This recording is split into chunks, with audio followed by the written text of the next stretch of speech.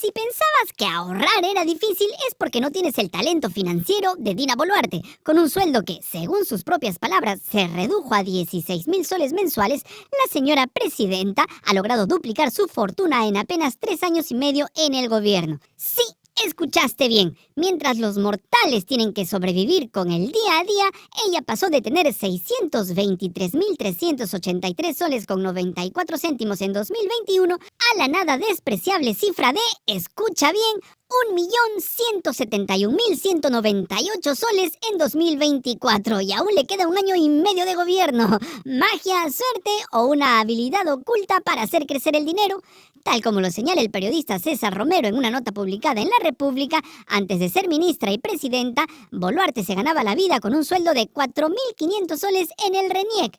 Pero con la llegada de Pedro Castillo su vida cambió. En su declaración jurada del año 2021 confesó tener bienes por 462.968 soles con 34 céntimos, así como ahorros, joyas y depósitos por 160.415 soles con 6 céntimos. Total, poco más de 623.000 soles. Luego, cuando asumió la presidencia en 2022, dijo que su ingreso mensual se redujo, pero sus ahorros, depósitos y joyas se cuadruplicaron, alcanzando los 792.177 soles. El Ministerio Público, siempre desconfiado, decidió meter la nariz en sus cuentas y encontró un pequeño detalle: depósitos por 58.699 soles con 97 céntimos sin origen conocido. No vienen de su sueldo, ni de intereses bancarios, ni de alguna pensión mágica. Entonces, esa es la pregunta del millón, literalmente. Para despejar dudas, la Fiscalía incluso ha contratado a un perito en joyería para verificar si sus Rolex y pulseras Cartier tienen el valor que ella dice o si estamos ante otra versión de la famosa biblioteca millonaria de un excongresista. Por supuesto, ante estas investigaciones, Boluarte podría haber optado por la transparencia y levantar su secreto bancario voluntariamente, pero no. Cuando se lo pidieron el 5 de abril de 2024, respondió que solo lo haría con una orden judicial. Mientras tanto, la Unidad de Inteligencia Financiera reveló que entre 2016 y 2022, entre cuentas personales y mancomunadas, Dina movió más de 1 millón de soles, un detalle menor seguramente. Mientras la Fiscalía encontró desbalances patrimoniales, la Contraloría, con un ojo más benévolo, concluyó que sus declaraciones estaban conformes, aunque con algunas incongruencias. Según el informe, hay montos en sus cuentas bancarias que no coinciden con lo declarado, pero lo atribuyen a simples errores de redacción. Después de todo, ¿quién no se equivoca al escribir los ceros en una declaración patrimonial, verdad?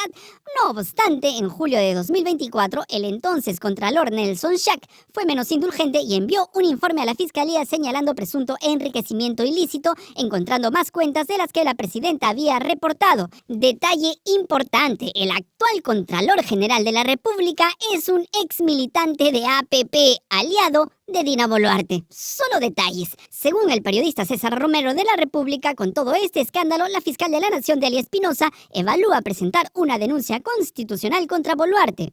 Para avanzar, necesita que el Congreso le levante el fuero parlamentario, lo que permitiría pasar de la fase de investigación preliminar a una preparatoria que podría llevarla a juicio por enriquecimiento ilícito.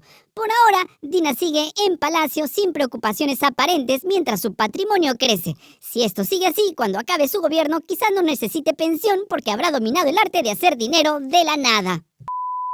Y si tú, iluso peruano, confiada peruana, pensabas que la agenda presidencial se basaba en resolver la crisis política y de seguridad, pues fíjate que no. Dina Boluarte ha decidido que el país necesita con urgencia un calendario de mentiras. Sí, la mandataria aprovechó un evento cultural para demostrar sus dotes artísticas, lanzar indirectas a sus detractores y, por supuesto, anunciar proyectos que ya veremos si se cumplen. Acompañada por sus ministros y con un sombrero más elegante que su declaración jurada, Boluarte ingresó bailando al segundo encuentro regional de culturas vivas Aputusui 2025. Ahí, entre zampoñas y quenas, la tía Veneno decidió que era el momento perfecto para entonar un huayno, pero fiel a su estilo cantó 2 frases y se detuvo abruptamente con un "ya, ahí nomás", como si estuviera recordando que la fiscalía la tiene en la mira. ¿Quién no ha cantado esta hermosa canción del Taita Arguedas? Tambo bambino matatas, hatumayu aparatu. Ahí nomás. En medio de la euforia cultural, la señora Boluarte recordó con nostalgia su tierra natal, Apurímac, asegurando que es la región donde Dios habla. Bueno, Dios podrá hablar en Apurímac, pero los auditores de la Fiscalía están gritando aquí en Lima. Como si gobernar el país no fuera suficiente, Dina ahora se lanza al mundo editorial con un ambicioso proyecto. Un calendario de las mentiras. ¿De qué se trata? Pues según ella registrará mes a mes cada falsedad inventada en su contra. Un esfuerzo titánico considerando la cantidad de veces que ha cambiado de versión sobre sus relojes Rolex y otras perlitas. Voy a hacer un calendario de las mentiras de enero, las mentiras de febrero, anunció, dejando en claro que el 2025 nos espera con un calendario más surrealista que la agenda de trabajo de un congresista. Eso sí, pese a su obsesión con las críticas, aseguró que no le afectan y que al contrario la llenan de energía y coraje. Es decir, si le encuentran más depósitos de origen desconocido, al menos sabremos que le suben el ánimo. Así es el mundo de Dina Boluarte, uno donde canta guainos, baila carnavales y acusa conspiraciones mientras su patrimonio sigue creciendo misteriosamente. Si algo queda claro después de este evento es que el país sigue siendo un escenario de tragicomedia política donde el pueblo sufre y la presidenta baila. Pero pasó algo más vergonzoso que todo lo que acabas de escuchar. Sí, aunque no lo creas, el gobierno siempre va por más. El evento también sirvió para que el ministro de Cultura, Fabricio Valencia, mucho gusto, soltara una barbaridad al afirmar que Dina Boluarte es la primera mujer en dirigir el destino de los peruanos en 14.000 años. Sí, eso dijo. Debo destacar, señora presidenta, que en 14.000 años de presencia de la especie humana en esta parte del mundo, es la primera vez que una dama dirige el destino de todos los peruanos, lo cual nos llena de mucho orgullo. O sea, parece que dentro del gabinete se ha iniciado una feroz competencia entre los ministros que de una vez por todas deje zanjado cuál de ellos es el más sobón, el más chupamedias, el más soplacuete, el más CPP de Dina Boluarte. Este sujeto que dirige el Ministerio de Cultura está decidido a darle pelea a personajes como Norman Quero en la categoría del idiota más lambiscón de Dina. Su declaración, además de vergonzosa, sobona y exagerada, invisibiliza a numerosas mujeres que han desempeñado roles clave en la historia del Perú. La lista es larga y estamos seguros que en ella jamás va a figurar Dina Boluarte. Es imposible y no se trata de quitarle méritos porque a la luz de la razón no tiene ni uno solo. La frase del ministro, lejos de ser un simple desliz, evidencia la voluntad del gobierno de construir una narrativa en la que Dina Boluarte es presentada como una figura excepcional y sin precedentes, mientras la realidad muestra una gestión marcada por denuncias, corrupción, mentiras, represión y descontento popular. Y ya que hablamos del ministro de Cultura, resulta que Fabricio Valencia está en el ojo de la tormenta tras la polémica decisión de postergar la ceremonia del Premio Nacional de Literatura obtenido por el escritor Rafael Dumet por su novela El camarada Jorge y el dragón. Todo apunta a que la verdadera razón es su abierta crítica al gobierno de Dina Boluarte. El propio Rafael Dumet denunció que la postergación de la premiación sigue un patrón de censura. En un mensaje escrito en sus redes sociales, el escritor calificó la medida como una tontería mezquina y acusó al gobierno de actuar de manera ilegal para silenciar voces disidentes. En una entrevista con la periodista Clara Elvira Ospina en Epicentro TV, Dumet, autor también de ese maravilloso libro El espía del Inca, ratificó sus críticas señalando que el gobierno de Boluarte tiene una entraña criminal, pues ella avaló las masacres ocurridas al inicio de su mandato sin impulsar investigaciones ni sancionar a los responsables. Este gobierno tiene un pecado de origen criminal, sentenció Dumet, agregando que la presidenta terminará en la cárcel cuando el péndulo de la historia se mueva en su contra. Aquí en Sálvese quien pueda, decidimos conversar con el historiador peruano José Ragas sobre esto que viene pasando en el Ministerio de Cultura.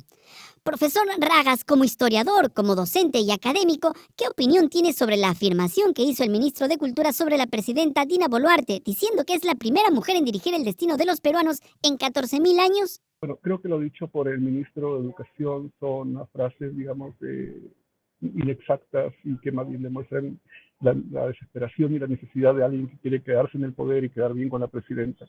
Ahora,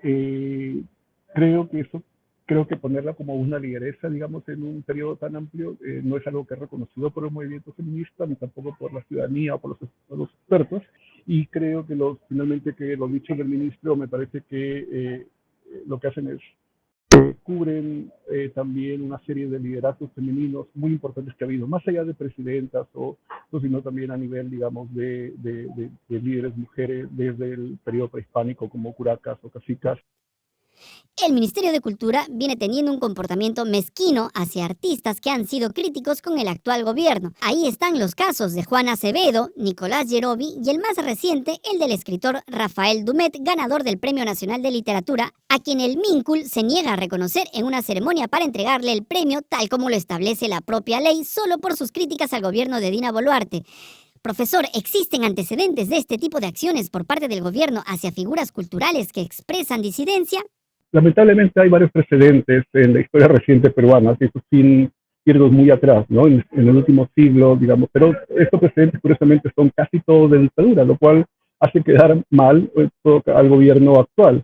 Por ejemplo, uno podría comenzar con el gobierno de Sánchez Cerro, que mandó al exilio o incluso reprimió o mandó a la cárcel a muchos intelectuales importantes, ¿no? Desde el APRA hasta la izquierda o incluso el centro, como por ejemplo a Jorge Basadre o incluso también a José Carlos Mariátegui. Con hostigamientos y también con amenazas. Uno puede continuar también con gobiernos, por ejemplo, como los de Odría, o incluso también, desde un poquito más antes, a gobiernos como los de Leguía, ¿no? El gobierno de Boluarte se parece mucho justamente a este tipo de gobiernos autoritarios y dictatoriales. Profesor Ragas, ¿qué implicaciones tiene que un gobierno utilice mecanismos de exclusión o retraso en reconocimientos culturales como una forma de castigo o censura hacia opiniones críticas? El desarrollo de un país no se mide únicamente a través de cifras, no se mide únicamente a través de exportaciones o del PBI. El desarrollo de un país se mide también en la forma como la gente puede acceder a la cultura, puede acceder a diversas expresiones culturales, artísticas, en las cuales un gobierno, como una cuestión mínima, básica, respeta también a quienes crean diversas manifestaciones culturales. Y el hecho de que un gobierno como este quiera copar instituciones, quiera maltratar a los artistas y escritores y también creadores de cultura, solamente lo que hace es reforzar una idea que ya se sabe, ¿no? Que es un gobierno autoritario y que además es un gobierno gris y lleno de personalidades mediocres. Muchas gracias al historiador y profesor José Ragas. Siempre es un gusto escucharlo. Bueno, con esta nueva controversia, el gobierno de Dina Boluarte sigue acumulando episodios de autoritarismo y censura, mientras sus intentos por lavar su imagen con bailes y cantos folclóricos parecen cada vez más desesperados. Y si quieres saber cómo ve la prensa internacional al Perú, prepárate porque se te va a revolver el jugo de alfalfa. Un informe del periodista Marcelo Rochabrún, publicado en Bloomberg, expone la caótica situación del nuevo aeropuerto Jorge Chávez de Lima, que supuestamente abrirá en marzo, pero sin autopista de acceso, sin puente sobre el río Rímac y con una estación de metro llamada aeropuerto que no llega al nuevo terminal, sino al antiguo. La falta de planificación y la inestabilidad política han convertido una inversión de $2.000 millones en una debacle logística. El periodista de Bloomberg recuerda que nuestro país ha tenido 24 ministros de transportes desde el año 2001 y con 7 presidentes desde que se aprobaron los planes en 2018, el proyecto del nuevo aeropuerto quedó desordenado. La alemana Fraport AG, a través de Lima Airport Partners, LAP, construyó el terminal sin garantizar su accesibilidad. La solución improvisada del gobierno ha sido instalar 2 puentes prefabricados usados normalmente en desastres naturales que no permiten el paso peatonal y dejan a 17.000 trabajadores del aeropuerto sin un acceso adecuado.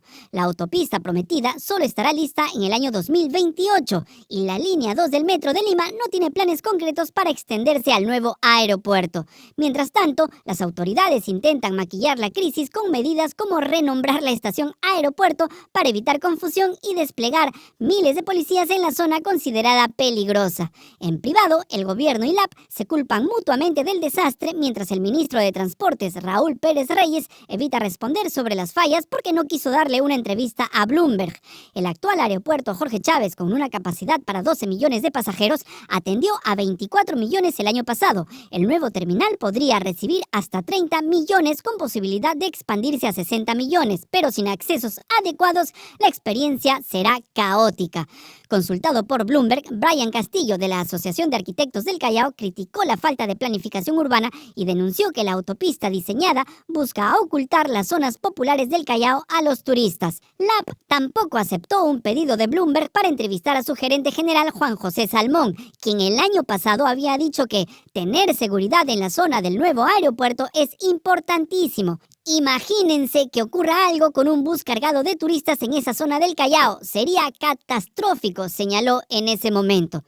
Este caso ejemplifica el costo de la inestabilidad política, la corrupción y la improvisación en el Perú. Pero tú no te preocupes, porque según el gobierno, cada vez estamos mejor y Dina es más poderosa que la dama de Cao. Recuerda que si quieres que este micronoticiero siga existiendo, necesitamos de todo tu apoyo. Si te gustó este mamarracho de programa que te quiere con todo el alma, sigue yapeando y plineando, que es lo único que nos mantiene con vida.